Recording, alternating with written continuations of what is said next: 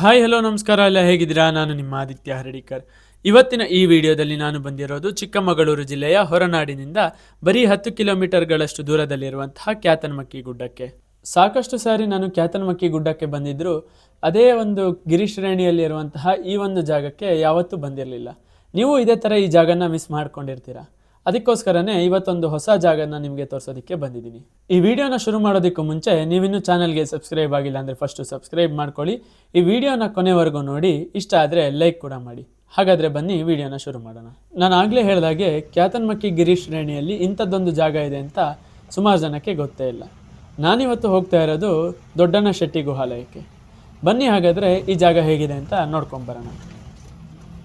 ಈ ಜಾಗಕ್ಕೆ ಹೋಗೋದಕ್ಕೆ 3-4 ಕಿಲೋಮೀಟರ್ಗಳಷ್ಟು ನಡಿಬೇಕಾಗುತ್ತೆ.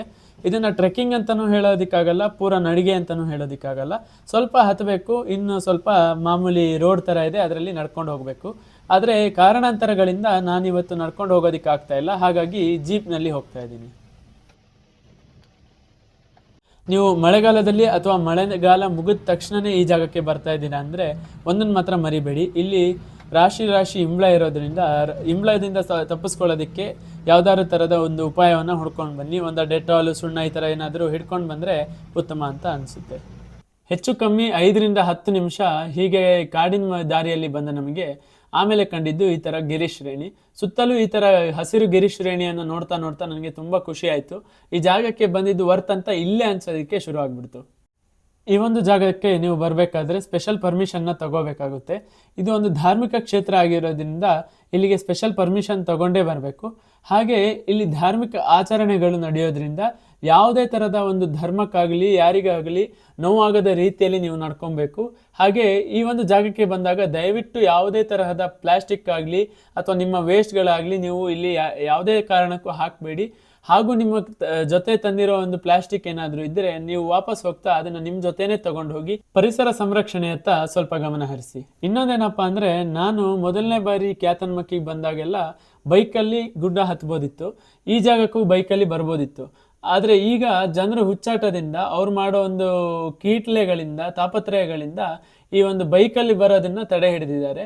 ಆ ಬೈಕಲ್ಲಿ ಬಂದರೆ ಇಲ್ಲಿ ಇನ್ನೊಂದು ಥರನೇ ಎಕ್ಸ್ಪೀರಿಯನ್ಸ್ ಇರುತ್ತೆ. ಚಾನ್ಸ್ ಸಿಕ್ಕರೆ ಬರ್ಬೋದು, ಆದರೆ ನನ್ನ ಪ್ರಕಾರ ಈಗ ಇನ್ನು ಸದ್ಯಕ್ಕೆ ಈ ಒಂದು ಜಾಗಕ್ಕೆ ಬೈಕಲ್ಲಿ ಬರೋದಕ್ಕೆ ಬಿಡೋದೇ ಇಲ್ಲ. ಅದಕ್ಕೋಸ್ಕರನೇ ನೀವು ಒಬ್ಬ ರೆಸ್ಪಾನ್ಸಿಬಲ್ ಟ್ರಾವೆಲರ್ ಆಗಿ ಅಂತ ನಾನು ಹೇಳೋದಕ್ಕೆ ಇಷ್ಟಪಡ್ತೀನಿ. ಯಾಕೆಂದರೆ ನಿಮ್ಮಿಂದ ಬೇರೆಯವರಿಗೆ ಸಮಸ್ಯೆಗಳು ಆಗಬಾರ್ದು. ಸೊ ನಾವಿನ್ನೇನು ಜೀಪ್ ನಿಲ್ಲಿಸೋ ಅಂಥ ಜಾಗಕ್ಕೆ ಬಂದಿದ್ದೀವಿ. ಜೀಪನ್ನು ಎಲ್ಲಿ ನಿಲ್ಲಿಸಿ ಒಂದು 5-10 ನಿಮಿಷ ಕೆಳಗಡೆ ಹೋಗ್ಬೇಕಂತೆ. 5 ನಿಮಿಷದಷ್ಟು ನಡೆದು ಕೆಳಗಡೆ ಹೋಗ್ಬೇಕಂತೆ. ಬನ್ನಿ ನೋಡೋಣ. ನಾನು ಇನ್ನೇನು ನಡೆಯೋದಕ್ಕೆ ಶುರು ಮಾಡಿ 5 ನಿಮಿಷ ಆಯಿತು. ನನಗೆ ಹೆಚ್ಚು ಕಮ್ಮಿ ನಾನು ಹೋಗ್ತಾ ಇರೋ ಜಾಗ ಕಾಣಿಸ್ತಾ ಇದೆ. ನಿಮಗೂ ತೋರಿಸ್ತೀನಿ ರೀ, ಇಲ್ಲಿಂದನೇ ಕಾಣಿಸ್ತಾ ಇದೆ ನೋಡಿ, ಅಲ್ಲಿ ಕಾಣಿಸ್ತಾ ಇದೆಯಲ್ಲ ಕಲ್ಲು, ಅದೇ ನಾನು ಹೋಗ್ತಾ ಇರೋ ಜಾಗ. ಆ್ಯಕ್ಚುಲಿ ಇದು ಜೈನರ ಒಂದು ತೀರ್ಥಕ್ಷೇತ್ರ ಅಂತಲೇ ಹೇಳ್ಬೋದು. ಭಗವಾನ್ 1008 ಶ್ರೀ ಪಾರ್ಶ್ವನಾಥ ತೀರ್ಥಂಕರರ ಒಂದು ಸ್ಥಳ ಇದು, ಒಂದು ಬಸದಿ ಇದು. ಒಂದು ಬಂಡೆ ಮಧ್ಯ ಒಳಗಡೆ ಈ ಒಂದು ಜಾಗ ಇದೆ.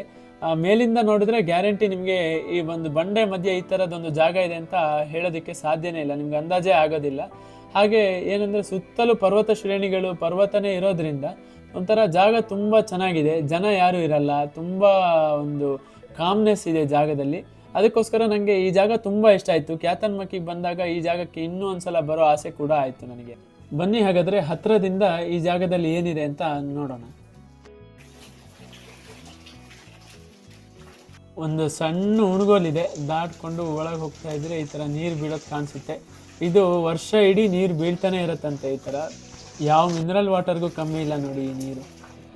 ನೋಡಿ, ಜೈನ ಬಸದಿ ಬಲಿಗೆ, ಈ ಒಂದು ಗ್ರಾಮಕ್ಕೆ ಬಲಿಗೆ ಅಂತ ಕರೀತಾರೆ. ನೋಡ್ಬೋದು, ಇದು ಎಂಡ್ ಪಾಯಿಂಟ್ ಈ ಗುಹೆದು.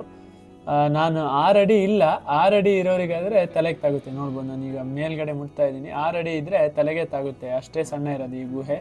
ಹಾಗೆ ಈ ಕಡೆ ಎಲ್ಲ ಒಂದಷ್ಟು ಒಲೆ ಎಲ್ಲ ಇದೆ, ಸೌದೆ ಒಲೆ. ಅಂದರೆ ಇಲ್ಲಿ ಬಂದವರು ಇಲ್ಲೇ ಊಟ ಮಾಡಿಕೊಂಡು ಎಲ್ಲ ಹೋಗ್ತಾರಂತೆ, ಅಂದರೆ ಇಲ್ಲಿ ಕಾರ್ಯಕ್ರಮ ನಡೆಯೋ ಟೈಮಲ್ಲಿ. ನನಗೆ ಬೇಕಾಗಿರೋ ಥರ ಒಂದಷ್ಟು ಡ್ರೋನ್ ಶಾಟ್ಸ್ಗಳನ್ನು ತೆಕ್ಕೊಂಡು ಇಲ್ಲಿಂದ ನಾನು ಹೊರಡ್ತಾ ಇದ್ದೀನಿ. ಈ ಜಾಗ ನೋಡೋದ ತಕ್ಷಣವೇ ಇಲ್ಲಿಂದಲೇ ನಾವು ಕ್ಯಾತನಮಕ್ಕಿ ಮೇನ್ ವ್ಯೂ ಪಾಯಿಂಟ್ಗೆ ಹತ್ತೋದಕ್ಕೆ ಶುರು ಮಾಡಿದ್ವಿ. ಇಲ್ಲಿಂದನೇ ಸೀದಾ ಕ್ಯಾತನ್ಮಕ್ಕಿ ವ್ಯೂ ಪಾಯಿಂಟ್ಗೆ ಹತ್ಬೋದು. ಆದರೆ ಏನಂದರೆ ಈ ಕಡೆಯಿಂದ ನೀವು ಹೋಗೋದಾದರೆ ಸ್ವಲ್ಪ ಕಷ್ಟ ಇದೆ ದಾರಿ. ನಿಮಗೆ ನಡೆದು ಅಭ್ಯಾಸ ಇದ್ದರೆ, ಈ ಮಲೆನಾಡು ಜಾಗದಲ್ಲೆಲ್ಲ ನಡೆದು ಅಭ್ಯಾಸ ಇದ್ದರೆ ಹೋಗ್ಬೋದು, ಇಲ್ಲಾಂದರೆ ಸ್ವಲ್ಪ ಕಷ್ಟ ಇದೆ, ಬಟ್ ಹೋಗ್ಬೋದು. ಇನ್ನೊಂಥರ ಎಕ್ಸ್ಪೀರಿಯನ್ಸ್ ಅಂತಲೇ ಹೇಳ್ಬೋದು. ನಾವು ಕ್ಯಾತನ್ಮಕ್ಕಿ ಗುಡ್ಡ ಹತ್ತಬೇಕಾದ್ರೆ ನನಗೆ ಸಿಕ್ಕಿರೋ ಈ ಡ್ರೋನ್ ಶಾಟ್ನ ನೋಡಿ ನನಗಂತೂ ತುಂಬ ಖುಷಿ ಆಯಿತು ಈ ಶಾಟ್ ನೋಡಿ. ಯಾಕೆಂದರೆ ಸುತ್ತನೂ ಒಂಥರ ಹಸಿರು, ನನಗೆ ಈ ಥರ ಒಂಥರ ಈ ಶಾಟ್ ತುಂಬ ಇಷ್ಟ ಆಗಿಬಿಡ್ತು ನನಗೆ. ಈಗ ನೋಡಿ ನಾನು ಕ್ಯಾತನ್ಮಕ್ಕಿ ಮೇಯ್ನ್ ವ್ಯೂ ಪಾಯಿಂಟ್ ಏನಿದೆಯಲ್ಲ, ಈ ಬೆಂಚು ಕೂರೋದಕ್ಕೆಲ್ಲ ವ್ಯವಸ್ಥೆ ಇದೆಯಲ್ಲ, ಆ ಜಾಗಕ್ಕೆ ಹತ್ಕೊಂಡು ಬಂದಿದ್ದೀನಿ. ಒಂದು ದೊಡ್ಡನಶೆಟ್ಟಿ ಕೇವಿಂದ ಇಲ್ಲಿ ತನಕ ಹತ್ಕೊಂಡು ಬಂದಿದ್ದೀನಿ ನಾನು. ಇಲ್ಲೂ ಅಷ್ಟೇ ಒಂದು ಸನ್ಲೈಟ್ ಸ್ವಲ್ಪ ಕಮ್ಮಿನೇ ಇತ್ತು, ಹಾಗಾಗಿ ನಂಗೆ ಬೇಕಾಗಿರೋ ಥರ ಎಲ್ಲ ಡ್ರೋನ್ ಶಾಟ್ಸ್ ತೆಕ್ಕೊಂಡೆ. ಕ್ಯಾತನ್ಮಕ್ಕಿ ವ್ಯೂ ಪಾಯಿಂಟ್ನಲ್ಲಿ ಒಂದಷ್ಟು ಟೈಮ್ ಸ್ಪೆಂಡ್ ಮಾಡಿ ಇನ್ನೇನು ವಾಪಸ್ ಹೊರಡಬೇಕು ಅನ್ನೋಷ್ಟೊತ್ತಿಗೆ ಇದೇನು ಕಾಲು ಅಂಟಂಟಾಗ್ತಾ ಇದೆಯಲ್ಲ ಅಂತ ನೋಡಿದ್ರೆ ನೋಡಿ ಕಾಲು ಇಡೀ ಫುಲ್ಲು ರಕ್ತ ಆಗಿಬಿಟ್ಟಿದೆ. ಒಂದು 2-3 ಇಂಬ್ಲ ಕಚ್ಚಿ ಬಿದ್ದೋಗಿದೆ, ಬಟ್ ಅದೇ ಫುಲ್ಲು ರಕ್ತ ಇಳಿತಾ ಇದೆ. ಅದಕ್ಕೆ ಹೇಳಿದ್ದು ಈ ಜಾಗದಲ್ಲೆಲ್ಲ ಸ್ವಲ್ಪ ಇಂಬ್ಲ ಇರುತ್ತೆ, ನೀವು ಅದಕ್ಕೆ ವ್ಯವಸ್ಥೆ ಮಾಡ್ಕೊಳ್ಳಿ ಅಂತ. ನೋಡಿ ಅಲ್ಲಿದೆ ನಾವು ಬಂದಿದ್ದ ಜೀಪು, ಈಗ ಆ ಕಡೆಗೆ ಇಳಿಬೇಕು. ಸರಿ, ನಾನು ಇಳಿಯೋಕ್ಕೆ ಶುರು ಮಾಡ್ತಾ ಇದ್ದೀನಿ. ನನಗಂತೂ ಈ ಜಾಗ ತುಂಬ ಇಷ್ಟ ಆಯಿತು. ಐ ಹೋಪ್ ನಿಮಗೂ ಈ ಜಾಗ ಇಷ್ಟ ಆಗುತ್ತೆ. ಈ ವಿಡಿಯೋ ನಿಮಗೆ ಇಷ್ಟ ಆಗಿದ್ದರೆ ಲೈಕ್ ಮಾಡಿ, ಶೇರ್ ಮಾಡಿ, ಸಬ್ಸ್ಕ್ರೈಬ್ ಮಾಡಿ.